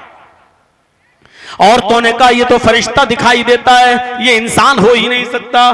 बादशाह मिस्र की बीवी ने कहा लो अभी तो मेरा ही दिल आमादा था, अब तुम सब भी कहने लगी हो। खा गया है बादशाह की बीवी, तेरा कोई कसूर नहीं है, हम सब भी अब इसके दीवाने हो गए, हम सब भी इसको दिल से चाहने लगे। इतना खूबसूरत बच्चा, इतना खूबसूरत लड़का तो आज तक नहीं देखा, ये इंसान है ही नहीं, ये तो कोई फरिश्ता लगता है। इन सब के सामने बादशाह की बीवी ने फिर कहा सुन लो, यही वजह है कि मैं यूसुफ को दिल दे बैठी, आज तक यूसुफ मेरे चाल से बचा रहा। अगर इसने मेरी बात ना मानी, अगर इसने मेरी बात ना मानी, आगे चलकर अगर मेरे इरादे को पूरा ना किया, अगर मेरे साथ वो काम ना किया जो मैं चाहती हूं, अगर ऐसा ना किया तो इसको सख्त से सख्त सजा मिलेगी, इसको जेल की सलाखों में सड़ा दिया जाएगा। मैं बताना ये चाहता हूं कि यूसुफ अलैहिस्सलाम बचपन से निकाले गए, फिर बादशाह के घर में पले और जवान हुए, कितने साल का अरसा, और फिर बादशाह की बीवी की बात ना मानी और वो ले गई अंदर, सारे दरवाजे बंद करके कहती यूसुफ आ जाओ। यूसुफ ने मना किया और भागे, तो इसने पीछे से पकड़ के खींचा, यूसुफ का कमीज कुर्ता पीछे से फट जाता है। जब दरवाजा खुला तो सामने बादशाह खड़ा है। बादशाह की बीवी इल्जाम लगाते हुए कहती है तुम्हारी बीवी पर कोई गलत नजर डाले तो उसकी सजा क्या होनी चाहिए। उसी के बादशाह के घर के किसी गवाह ने गवाही दी, नहीं आए बादशाह सलामत, अपनी बीवी की बात ना मानो। यूसुफ की कमीज देखो, यूसुफ की कमीज आगे से फटी है तो यूसुफ झूठा, तेरी बीवी सच्ची। और अगर यूसुफ की कमीज पीछे से फटी तो यूसुफ सच्चा और तेरी बीवी झूठी। कुर्ता देखा गया तो पीछे से फटा। बादशाह ने कहा तुम और औरतों के चाल बड़े मकर, बड़े ढोंगी होते हैं, तुम औरतों की चालें बड़ी खतरनाक होती हैं। फिर यूसुफ से माफी मांगी बादशाह ने, आई यूसुफ इस बात को आता जाता कर दो, इस बात को आया गया कर दो, छोड़ो जाने दो। छोड़ दिया गया और फिर किसी न किसी तरह इल्जाम लगाकर यूसुफ को जेल में भेजने में कामयाब हो गई। और यूसुफ अलैहिस्सलाम कई साल तक जेल की सलाखों में रहे, तकरीबन 7 साल, किसी ने लिखा है 10 साल। अब गौर करो यूसुफ अलैहिस्सलातु वस्सलाम को कितने दिन का अरसा गुजर गया अपने माँ बाप से दूर रहकर। मैं बताना जो चाहता हूं वो अब आ रही है बात। फिर एक दिन आया, ख्वाब की ताबीर बताते बताते यूसुफ अलैहिस्सलाम मिस्र के बादशाह बन गए, मिस्र के तख्ते पर बैठ गए, हुक्मरान बन गए।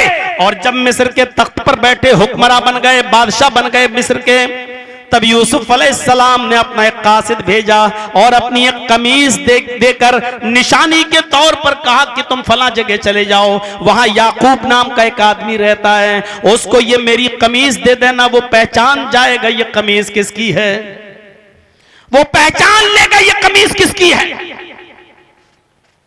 यूसुफ अलैहिस्सलातु वस्सलाम ने जिस कासिद को भेजा, वो कासिद जब कमीज लेकर यूसुफ अलैहिस्सलाम की बाप के पास आया तो उस बाप ने उस कमीज को अपने नाक से लगाकर सूंघा, कहने लगा, ए कासिद, मिस्र से आने वाले, इस कमीज से मेरे बेटे की बू आ रही है, ये मेरे यूसुफ की कमीज है, ये मेरे यूसुफ का कुर्ता है।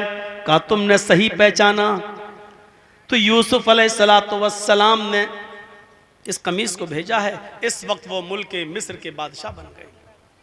याकूब अलैहिस्सलातु वस्सलाम ने सबसे पहले उस आदमी से जो बात पूछी वो सुनो। बड़े बड़े हाजी होंगे यहाँ, नमाजी होंगे, बहुत बड़े बड़े पैसे वाले और दौलतमंद लोग यहाँ बैठे होंगे। सुनो, इतने दिन का जमाना गुजर जाने के बाद बचपन में खोया था यूसुफ को, बादशाह के घर में पलकर बड़े हो जवान हुए, फिर 10 साल तकरीबन जेल में रहे। सोचो कितनी उम्र हो गई है। और आज यूसुफ की कमीज जब मिली तो कहा मेरा बेटा जिंदा है। आए कासिद, ये कमीज मेरे बेटे की है, जिंदा है? कहा माशाअल्लाह।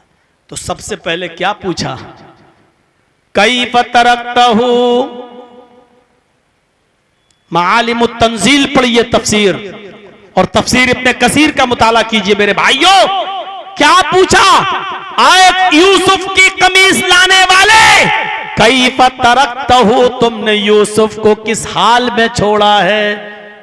यूसुफ का क्या हाल है, किस हाल में छोड़ा है तुमने?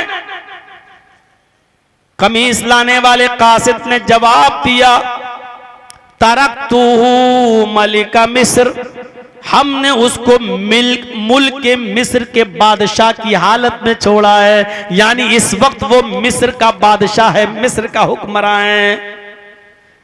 याकूब अलैहिस्सलातु वस्सलाम रोने लगे और रोते हुए कहने लगे कि मैं ये नहीं पूछ रहा हूं कि उसके पास पैसा कितना है, दौलत कितनी है, बीवी कितनी है, बच्चे कितने हैं, क्या करता है, क्या खाता है, क्या पीता है। ला असअलुकुम अन ज़ालिक, मैंने तुमसे इसके बारे में सवाल नहीं किया, बल्कि मैं तुमसे ये जानना चाहता हूं, अन अय्यदीनिन तरक्तहू, तुमने मेरे बेटे यूसुफ को किस दीन पर छोड़ा है? वो नमाज पढ़ता है या नहीं? वो एक अल्लाह की इबादत करता है या नहीं? तुमने मेरे बेटे यूसुफ को किस हाल में छोड़ा है? अन अय्यदीनिन तरक्तहू, तुमने मेरे बेटे को किस हाल में, किस दीन पर छोड़ा है? जब कासिद ने जवाब दिया अल्हम्दुलिल्लाह, वो ख्वाब की ताबीर बताते हैं, अल्लाह की पैगंबरी उनको मिली है, वो एक नबी है, नमाज के पाबंद हैं, अल्लाह की इबादत करते हैं और पूरे मुल्क के मिस्र वालों को एक अल्लाह की इबादत की तरफ बुलाते हैं। तब जाकर बाप का कलेजा ठंडा हुआ। इतनी लंबी मुद्दत के बाद ये नहीं कहा कि मुझे मेरे बेटे से मिलवाओ, बहुत दिन हो गए मुझे मेरे बेटे को सीने से लगाना है, ये नहीं कहा, बल्कि ये पूछ रहे हैं कि अन अय्य दीनिन तरक्तहू, कि तुमने मेरे बेटे को किस दीन के ऊपर छोड़ा है? आप जलसे में आए हो, ईमानदारी के साथ फैसला करो, आपने अपने बच्चों को किस रास्ते पर छोड़ा है? आप अपनी बेटियों को किस रास्ते पे छोड़े हो? गौर करो कि उमर इब्ने अब्दुल अजीज का इंतकाल हो रहा है तो वो अपने बच्चों से नाबालिग, अरे हमारे यहां वाला नाबालिग नहीं, 18 साल के बाद बालिग होता है, ये नाबालिग नहीं होता। नाबालिग लड़के की पहचान ये है, बालिग होने की पहचान यह है कि उस बच्चे को, लड़के को रात में ख्वाब नजर आने लगे और ख्वाब के अंदर उसको नाइट फॉल होने लगे, एहतलाम होने लगे, वो नापाक होने लगे, तो समझा जाएगा ये बच्चा बालिग हो गया है, उससे पहले बालिग नहीं है। बताना पड़ता है ये सब बातें। और आज के इस दौर में आप शर्माएंगे, यूट्यूब पर, इंस्टाग्राम पर जा जाकर और अंबानी की तरफ से जियो में मिलने वाले पूरी 5G स्पीड से नेट चलाकर गंदी गंदी फिल्में देखने वाले आज मौलवियों के लफ्जों को पकड़ते हैं कि क्या बोला है। मेरे भाइयों, जिनकी बहनें टिकटॉक पर डांस कर रही हों, जिनकी बेटियां बगैर ओढ़नी और दुपट्टों के वीडियो बना रही हों, वो मौलवी जर्जीज के अल्फाज और मौलवियों की तकरीरों के जुमले पकड़ते हैं कि क्या बोलता है, कैसा कोई जुमला गलत तो नहीं निकलता है इसके मुंह से। मेरे भाइयों, जितना गुस्सा स्टेज पर बोलने वाले मौलवियों के ऊपर आता है, अगर इतना गुस्सा अपनी बहनों और बेटियों पर आता तो कोई बगैर दुपट्टे की तुम्हारी बहन, तुम्हारी बेटी आज कॉलेज और स्कूल जाने वाली नहीं होती। इतना गुस्सा अपनी बहनों बेटियों पर आया होता तो आपने अपनी बहनों बेटियों को लड़कों के साथ को एजुकेशन, लड़के और लड़कियों को एक साथ पढ़ाने वाली तालीम न दी होती। अगर इतना गुस्सा अपने घर में अपने बहनों बेटियों पर आया होता तो आज एक भी मुसलमान लड़की टिकटॉक पर डांस करती हुई नजर नहीं आ रही होती। मेरे भाइयों, गुस्सा आना चाहिए, गुस्सा जिंदों को आता है, लेकिन गुस्सा अपने बहनों पर आए, बेटियों पर आए, बीवी पर आए, रात के 12 बजे आपका बच्चा घर पे आए तो उस पर गुस्सा आए, आपका बेटा फजर की नमाज न पढ़े और उसकी उम्र 10 साल से बड़ी हो तो गुस्सा आए, डंडा उठाओ और मार मार कर उसको मस्जिद में ले जाओ। यही हुक्म है अल्लाह के रसूल का कि जब तुम्हारा बच्चा 7 साल का हो जाए तो नमाज का हुक्म दो, और जब 10 साल का हो नमाज ना पढ़े तो उसको मार मार के मस्जिद में ले जाओ। आना चाहिए गुस्सा। जब 10 साल के बाद नमाज माफ नहीं है तो 10 साल के बाद कोई लड़की बगैर पर्दे के निकलना भी जायज नहीं है। मौलाना साहब 10 साल की बड़ी लड़की तो छोड़ो, यहां तो जवान जवान बेटियां, बल्कि 2-2 बच्चों की अम्मा भी तो नकाब नहीं लगाती हैं और पर्दा नहीं करती हैं और ऐसे ही मार्केट करती हैं। किसका कसूर है? 25 साल से इन एरिया में, इलाकों में घूम रहा हूं, लेकिन कोई पूछे कि 25 साल में जर्जी साहब कितनी चेंजिंग देखी, कितना बदलाव देखा, तो अगर कोई कह दे कि जर्जी साहब आप कितना नंबर देंगे 100 में, तो मैं 0 नंबर दूंगा। 25 साल पहले भी आप जहां खड़े थे आज भी वही हैं। 25 साल पहले जो हालात थे आज भी वही हैं। 25 साल पहले जलसों में दाएं बाएं से जो शोर आया करता था, आज 25 साल के बाद भी जलसों में शोर और शराबा होता है और आवाजें आती हैं। मेरे भाइयों, कोई चेंजिंग नहीं आई हमारे अंदर। हम 25 साल पहले भी जहां थे आज भी हम वहीं खड़े हुए हैं। यह है 25 साल की तकरीरों का असर, यह है 25 सालों के जलसों का असर, यह है कुरान और हदीस की तालीम का असर। मेरे प्यारे साथियों, हमें अपने आप को बदलना होगा और जब तक हम खुद कोशिश नहीं करेंगे अल्लाह भी नहीं बदलेगा। इन्नल्लाह ला युगय्यिरु मा बिकौमिन हत्ता युगय्यिरु मा बिअनफुसिहिम। अल्लाह उस वक्त तक किसी कौम की हालत नहीं बदलता जब तक कि वो कौम खुद अपनी हालत के बदलने की फिक्र नहीं करती। ये तो बेटे की बात रही। अनय्यदीन तरक्तहु, किस दीन पर तुमने मेरे बेटे को छोड़ा? का अल्हम्दुलिल्लाह दीन पे छोड़ा। इधर देखो, हजरत मरियम है, जकरिया उनकी किफालत कर रहे हैं, मेहराब में है, नमाज पढ़ती हैं और अल्लाह की इबादत में लगी हुई हैं। इधर अल्लाह की कुदरत देखो, आसमान से उनके पास बेमौसम फल पहुंच गया। बेमौसम फल समझते हैं ना? सेब का मौसम नहीं सेब आ गया, आम का मौसम नहीं आम आ गया, लीची का मौसम नहीं लीची आ गई, यानी जिसका मौसम नहीं वो फल। कहां? मरियम के पास। कहां? मस्जिद के मेहराब में, जहां वो बैठकर इबादत करती थी उस जगह पर, वहां बेमौसम फल। हजरत जकरिया जब मेहराब में दाखिल हुए और मरियम के पास ये फल देखा तो कहने लगे अन्ना लके हाजा, आए मरियम ये फल तेरे पास कहां से आए? सोचा आपने? आए मरियम ये फल तेरे पास कहां से आए? कौन मरियम? जिन्होंने ईसा अलैहिस्सलातु वस्सलाम को पैदा किया। कौन मरियम? जिनकी शादी नहीं हुई और अल्लाह ने बगैर निकाह के बगैर शादी के उनको बेटा दिया। आवाजें तो उठना थी, जाहिर है हमारे समाज में भी आवाजें उठ जाएंगी अगर कोई लड़की शादी से पहले अगर मां बन जाए। मरियम शादी से पहले मां बन गई और अल्लाह ने मरियम के पेट में ईसा को पढ़ाया, पाला, पोसा और फिर बाहर भी आए। और जब उंगलियां उठी तो अल्लाह ने मरियम की पाक दामनी की गवाही दी। जब उंगलियां उठी तो अल्लाह ने मरियम के पाक साफ होने की गवाही दी। वो मरियम जिसके पाक दामन होने का ऐलान अल्लाह ने किया, वो मरियम जिनको पाक दामन अल्लाह ने बताया, जिनके पाक और साफ होने की गवाही अल्लाह ने दी, उस मरियम से क्लास ले रहे हैं उनके सरपरस्त हजरत जकरिया। वो मरियम जो इतनी पाक है कि जिनके पाक होने का ऐलान अल्लाह ने किया है, उस मरियम से पूछा जा रहा है, आए मरियम तेरे पास ये फल कहां से आया? इस चीज का मौसम नहीं आम का, ये आम कहां से आ गया? लीची का मौसम नहीं, लीची कहां से आ गई? बताओ। मेरा मतलब समझ गए हैं आप? जकरिया ये पूछना चाहते हैं कौन लेकर आया? किस लड़के से तुम्हारी आशनाई हो गई? किसने तुम्हें ये फल फ्रूट दिए? इतने कीमती और महंगे फल तुम्हारे पास कहां से आए? अन्ना लके हाजा, आए मरियम बता ये फल तेरे पास कहां से आए? फिर वो जवाब देती है क़ालत हुआ मिन इंदिल्लाह। आए जकरिया, आए मेरे सरपरस्त, आए मुझे खिलाने पिलाने वाले, मैं तुम्हारी तालीम पाती हूं, मैं तुम्हारी सरपरस्ती में पली हूं, बड़ी हूं, मैं तुम्हें धोखा कैसे दे सकती हूं? ये सब फल किसी लड़के ने लाकर नहीं दिए, मेरी किसी से दोस्ती नहीं है, मेरी किसी से आशनाई नहीं है।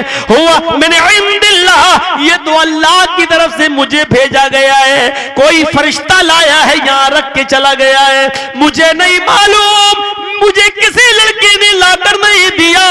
मेरे हाजियों, नमाजियों, रोजेदारों और बेटियों के वालिदैन, जब मरियम से पूछा जा सकता है ये फल कहां से आए, जिनकी पाक दामनी का ऐलान अल्लाह ने किया, जब उनसे पूछा जा सकता है तो तुम्हारी बेटियों से क्यों नहीं पूछा जा सकता? तुम्हारी बहनों से सवाल क्यों नहीं हो सकता? बताओ ये रुमाल तेरे पास कहां से आया? बेटी तुम्हारे मोबाइल में बैलेंस नहीं था, ये नेट पैक तुम्हारे मोबाइल में कहां से आ गया? तुम घर से 4 किताब लेके निकली थी, ये 6 किताबें तुम्हारे पास कहां से आई? बेटी स्कूल की छुट्टी तो 12 बजे होती है, 12:15 बजे तुम घर आ जाती हो, आज 12:30 कैसे बज गए? आज 12:45 कैसे बज गया? मेरी बेटी बताओ, क्या तुम अपनी बेटियों से सवाल नहीं कर सकते हो? अरे जब मरियम की क्लास ली जा सकती है तो हमारी बहनों बेटियों की क्लास क्यों नहीं ली जा सकती है? हमारी बहनों बेटियों की क्लास क्यों नहीं ली जाएगी? मेरे भाइयों, कौन सवाल करेगा, कौन पूछेगा? सवाल करो और पूछो। मोहम्मदुर रसूलुल्लाह तो आयशा सिद्दीका से भी पूछ रहे हैं, आयशा लोगों में ये बहुत अफवाह उड़ी हुई है, तुम्हारे बारे में सच सच बताओ। और सुनो, मोहम्मदुर रसूलुल्लाह अपनी बीवी आयशा से पूछ रहे हैं, तुमसे कोई गलत हरकत तो नहीं हो गई, कोई गलत काम तो नहीं हुआ? मुझे सच सच बता दो, हुआ है तो अल्लाह से तौबा करो, अल्लाह बख्शने वाला, माफ करने वाला है। और आयशा कह रही है कि मैं आपको क्यों बताऊंगी, आपसे कह दूंगी कि हाँ मैंने ये गलत काम किया तो आपको फौरन यकीन आ जाएगा, और मैं कह दूं कि नहीं हुआ तो आप अभी यकीन नहीं करेंगे, क्योंकि लोगों में मेरे बारे में बहुत ज्यादा चर्चे हो चुके हैं। मैं अल्लाह पे छोड़ती हूं, अल्लाह आपको अनकरीब बता देगा। आप तो अल्लाह के नबी हैं, आप तो अल्लाह के रसूल हैं, अल्लाह आपको बता देगा कि मैं कैसी हूं। अल्लाह के नबी सल्लल्लाहु अलैहि वसल्लम अपनी बीवी आयशा से सवाल कर रहे हैं, फिर मेरे भाइयों तुम अपनी बीवियों से सवाल क्यों नहीं कर सकते हो? वो आयशा जिनके बारे में अल्लाह ने सूरह नूर में 18 आयतें नाजिल फरमाई और जिनकी पाक दामनी का ऐलान किया, सूरह नूर नाजिल की, 18 आयतें हजरत आयशा के बारे में नाजिल की, उनकी पाक दामनी का ऐलान किया। जब आयशा की पाक दामनी का ऐलान हुआ, नबी उनसे सवाल कर रहे हैं, अपनी बीवी से पूछ रहे हैं, तुम अपनी बीवी से क्यों नहीं पूछ सकते कि तुम सब्जी खरीदने क्यों जाती हो, तुम गोश्त लेने क्यों जाती हो, तुम कपड़ा खरीदने मार्केट क्यों जाती हो? अरे तुम्हारा शौहर मैं हूं, मेरा जिम्मे है कपड़ा देना, मेरे जिम्मे खाना देना, मेरे जिम्मे नान नफका, ये मेरे जिम्मे। मेरे भाइयों तुम अपनी बीवियों से सवाल क्यों नहीं कर सकते हो? और बीवियों को आजादी देने वाले तुम कौन होते हो?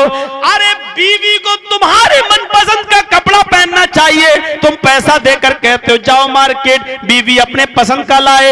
अरे शादी के बाद औरत की ज़ेबो ज़ीनत और औरत का कपड़ा शौहर की पसंद का होना चाहिए। शौहर जिस कपड़े में देखना चाहे वो कपड़ा लाकर अपनी बीवी को दे, लेकिन यहां उल्टा है, शौहर पैसा दे दिया और औरतें अपनी मनपसंद का कपड़ा खरीदने चली गई और चल के आ रही हैं, 2 घंटे का काम 6 घंटा लगा रही हैं, 8 घंटा लगा रही हैं। अरे सवाल करो, जब नबी की बीवी आयशा से सवाल हो सकता है तो तुम्हारे अपनी बीवियों से सवाल क्यों नहीं हो सकता?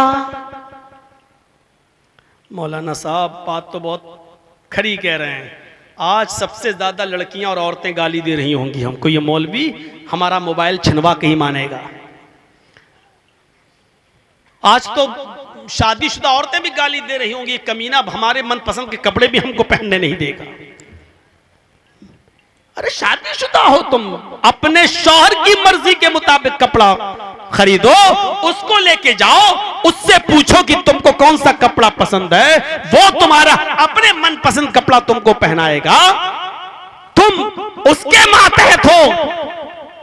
शादी के बाद ज़ेबो ज़ीनत औरत कर सकती है, लेकिन सिर्फ अपने शौहर के लिए जायज है। और देखो मेरी एक तकरीर कितनी वायरल हुई, गैर मुस्लिमों ने भी खूब उसको दिया और लोगों ने उसकी क्लिपें बना बना के भेजी और उस पर डाली, जिसमें मैंने कहा था कि जो औरत अपने शौहर के लिए बन सवर कर नहीं रहती है और मेकअप नहीं करती है, तो ऐसी औरत को ये कहने का कोई हक नहीं है अपने शौहर से कि रात के 12 बजे और 1 बजे तुम क्यों आते हो। इसमें क्या बुराई थी? तुम्हें मालूम है कि मेरा शौहर ऑफिस में गया हुआ है, 5 बजे आएगा, तो 5 बजे उसके आने से पहले घर में तुम बंद सवर कर क्यों नहीं रहती हो? तुम्हें जब उसका टाइम टेबल मालूम है, सारे काम पहले क्यों नहीं किए तुमने? अब शौहर थका मारा आएगा, ऑफिस में भी हर किस्म के जेंटलमैन को देखा होगा, है? लिपस्टिक वालियों को देखा, साड़ी वालियों को देखा, स्कर्ट वालियों को भी देखा। अब वो देख देख के उन सबको पक चुका है। अब वो चाहता है कि अपने घर पे जाके अपनी बीवी से सुकून हासिल करे। यहां आया तो किचन में देखा सलवार घुर्सी हुई है और बदबू आ रही है और वो हाथों में सब बर्तनों की गंदगी भरी हुई है। ऐसे देख के कहेगा इससे तो अच्छा ऑफिस में था, कम से कम नमूने तो देखने को मिल रहे थे, यहाँ के यही देखने को मिलेगा हमें। ये औरतें खुद मौका देती हैं, ये बीवियां खुद मौका देती हैं शौहरों को कि वो बाजारों में जाती फिरें, जाएं और देखें और उनके साथ अपने ताल्लुकात कायम करें। तुम्हारी मोहब्बत में कौन सी कमी रह जाती है कि शौहर ऑफिस वाली को पसंद करने लगता है? मेरी माँ बहनों अपने बारे में गौर करो। तुम्हें अगर मालूम है कि शौहर इतने बजे आता है, उससे पहले बन सवर कर सब तैयार रहो, खुशबू लगा लो, अपने खूब जितनी लगा सकती हो लगाओ, फेयर एंड लवली लगाओ, थोड़ी बॉडी नहीं, 250 ग्राम चुपड़ लो अपने चेहरे पर, लेकिन शौहर के लिए लिपस्टिक हल्की फुल्की नहीं, खूब लगा लो, लगे जैसे खून पिया हो अपने आदमी का, लगाओ खूब, लेकिन अपने शौहर के लिए जितना भी मेकअप करना हो करो अपने शौहर के लिए, लेकिन घर में रहकर, घर में तो रहेंगी, क्या बोलूं, एक जगह जुमला निकल गया, केस हो गया उस पर हमारे ऊपर। वो नाली साफ करने वाले होते नहीं, लेटरीन गंदगी साफ करने वाले, उनको जो बोला जाता है जुमला, वो मैंने बोल दिया। अब बाद में उन लोगों ने केस कर दिया मेरे ऊपर कि हमारे बारे में ये जुमला बोला गया। बहरहाल वो मामला फिर हो जाता है, आप तो जानते ही हो हिंदुस्तान का मामला, यहाँ महात्मा गांधी में बड़ी ताकत है, तो मेरे भाइयों खर्च होता है, लेकिन मामला सॉल्व हुआ। उसके बाद से मैंने वो जुमला बोलना छोड़ दिया। तो घर में रहेंगी बिल्कुल वो ऐसी बनकर के जिनको देखकर घिन आए, और शादियों में चले जाएं तो ऐसा लगेगा किसी हीरोइन की अम्मा बन के आ गए, लगेगा जैसे इन्हीं की शादी हो रही है। शौहर वो बड़ा अफसोस करता है बेचारा शौहर, साड़ी लाके मैंने दी, लिपस्टिक लाके मैंने दी, क्रीम लाके मैंने दी, कमीना देख रहा कोई दूसरा शादी। मेरे भाइयों, हंसने की बात नहीं है, ये रोने का मकाम है कि आपकी लाई हुई चीजें आपकी बीवी आपके लिए इस्तेमाल ना करे और दूसरे इनको देखें। कितनी शर्म की बात है, कितनी शर्म की बात है। एक औरत जिसका बेटा मैदान जंग में कत्ल कर दिया गया, नाम है उसका उम्मे खल्लाद, बेटा मैदान जंग में मार दिया गया, कत्ल कर दिया गया। औरत को खबर होती है कि तेरा बेटा मैदान जंग में शहीद हो गया। उम्मे खल्लाद घर से निकलती है, चेहरा छिपाती है, हाथों में सॉक्स पहनती है, पैरों में, हाथों में ग्लव्स पहनती है, पैरों में सॉक्स पहनती है, चेहरा छिपाती है, और अपने बेटे को देखने के लिए मैदान जंग में जा रही है। चारों तरफ से उसका जिस्म ढका हुआ है, सिर्फ एक आंख खुली है, दूसरी आंख छिपी हुई है, और एक आंख भी इसलिए खुली ताकि रास्ते को सही से पहचान सके और देख सके। वो मैदान जंग में पहुंच जाती है। जंग की हालत में वो साहबा से पूछती है, आईना वलदी, आईना इब्नी, मेरा बेटा कहाँ है? लोगों ने कहा कौन बेटा? कहने लगी मैं खल्लाद की माँ हूं और मेरा बेटा मैदान जंग में शहीद हो गया। अबू दाऊद किताबुल जिहाद पढ़िए, फौरन उसको बताया गया कि तेरा बेटा यहाँ है। वो अपने बेटे को देख रही है। सहाबा किराम कह रहे हैं, माँ, इस बेटे की माँ मेरी बहन, इस हाल में भी तुम अपने बेटे को देख रही हो, और चेहरे पे तुम्हारे पर्दा है, जिस्म पर तुम्हारी चादर है, हाथों में गिलव्स हैं, पैरों में सॉक्स हैं, चेहरा छिपाए हुए हो। इस हाल में तो औरतें पागल हो जाती हैं, माएं पागल हो जाती हैं, अपने बेटे को देखने के लिए पागल हो जाती हैं कि क्या वो सब भूल जाती हैं। और तुम इस हाल में भी इतने पर्दे से आई हो, अपने बेटे को एक आंख से कैसे देख पाओगी? अरे पर्दा हटा लो और गौर से अपने बेटे को देख लो, ये तुम्हारा बेटा मैदान जंग में शहीद हो गया।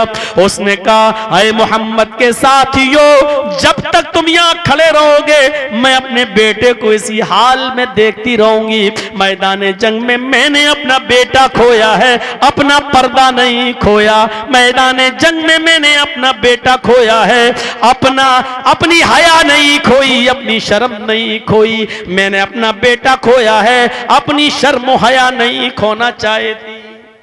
बेटा शहीद, इस हाल में भी वो अपने कह रही है कि मैं अपना पर्दा नहीं खोना चाहती, मैं नहीं चाहती कि मेरे चेहरे को तुम लोग देखो। गौर करो मेरे भाइयों, कल तक हमारी बहनों और बेटियों के चेहरों को आसमान की निगाहों ने भी नहीं देखा था।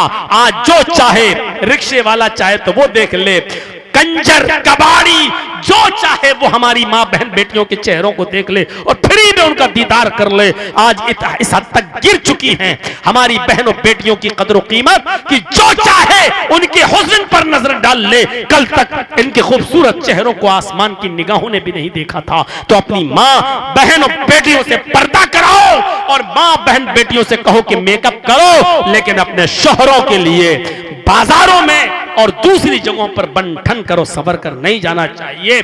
मुझे बोलते हुए 1.5 घंटा मैंने अपना पूरा कर लिया है। इतना ही मैं हर जगह बोल रहा हूं। मैंने कहा था जलसे वालों से जो हमें लेके आए, 1 घंटा बोल दूंगा और 15-20 मिनट में चंदा करवा दूंगा। चूँकि मेरी वालदा की तबीयत ठीक नहीं है और मुझे ट्रेन पकड़ के सीधे पटना, और पटना से मुझे फौरन निकलना है दूसरी तरफ, इसलिए आज तक के प्रोग्राम थे मैंने कंप्लीट किए।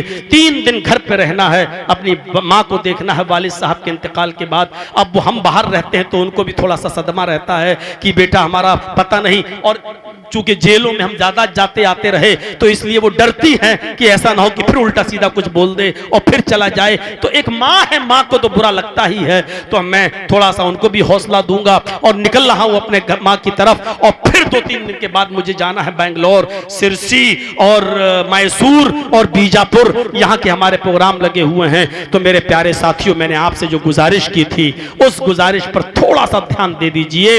मैं वही जर्जीस हूं जिसके लिए जेल में जाने के बाद आपने और आपके घर की आपकी माओ बहनों ने हमारे लिए दुआएं की थी। बल्कि मुझे यकीन मानिए, मुझे जब किसी ने बताया कि मेरी माँ ने 11 रोजे रखे, मौलाना 11 रोजे, उसके बाद बेचारी कमजोर हो गई। वो तो ये कह रही थी कि जब तक ताकत रहेगी मैं रोजे रखूंगा। मुझे वो दिन याद है कि जब मैं जेल से निकला तो एक शहर ऐसा है कि जहां चंदा करके सारे गरीबों को बुला के उन्होंने हजारों लोगों को, फकीरों को खाना खिलाया था, सिर्फ इस खुशी में कि आज मौलाना जर्जीस जेल से बाहर आ गए। तो इतनी मोहब्बत लोगों की मेरी उनके दिलों में बैठी हुई है, आपके दिलों में। तो आज ये देखना है कि इस इदारे के लिए आप क्या ताउन करते हैं। 1 बज गया है, 1 बजे मुझे निकलना था। मेरे भाइयों, 15 मिनट में बस स्टेज पर बैठूंगा और आपकी मोहब्बत देखूंगा इस इदारे से कितनी है और मुझसे कितनी है। बस आप मेरे हाथ में दें और मुसाफा करें मुझसे, और आप लोग अपना टीमटाम बहुत जल्दी समेट लो क्योंकि मुझे फौरन निकलना है। आपसे कुछ कह रहा हूं तो जल्दी से मेरे हाथ में देते जाइए। अल्लाह ताला आपको इसका जज़ाए खैर अता फरमाए। आज इतना दे दो कि जलसे वाले कहें कि बस मौलाना का आना